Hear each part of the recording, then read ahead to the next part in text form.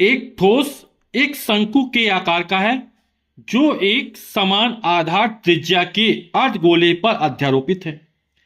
यदि अर्धगोले का वक्रपृष्ठ तथा शंकु का वक्रपृष्ठ समान हो तो शंकु की त्रिज्या और ऊंचाई का अनुपात ज्ञात कीजिए। तो हम मान लेते हैं कि शंकु की त्रिज्या स्मॉल आर है और ऊंचाई स्मॉल एच है। प्रश्न में कह रहा है कि जो शंकु है वो एक समान आधार त्रिज्या के अर्धगोले पर अध्यारोपित है।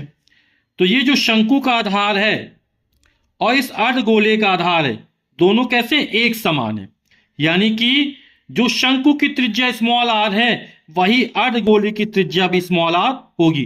दोनों त्रिज्या कैसी होगी, समान होगी। ठीक है। इस शंकु की तिरछी ऊंचाई स्मॉल एल है, ऊंचाई स्मॉल एच है।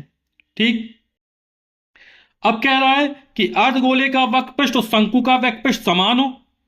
तो गोले का वक्रपृष्ठ होता 4 पाई r², तो अर्धगोले का वक्रपृष्ठ कितना हो जाएगा, 2 पाई r² हो जाएगा।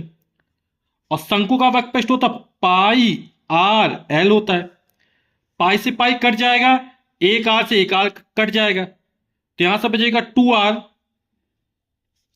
बराबर स्मॉल एल। हमें त्रिज्या और ऊंचाई में अनुपात ज्ञात करना है। तो शंकु की तिरछी ऊंचाई स्मॉल एल बराबर क्या होता है, √h² + r²। तो इसको हल करने के लिए दोनों पक्षों का वर्ग कर दो। 2 का वर्ग हो जाएगा 4, r का वर्ग होगा r²। जब इसका वर्ग अंडर हट जाएगा तो हो जाएगा h² + r²।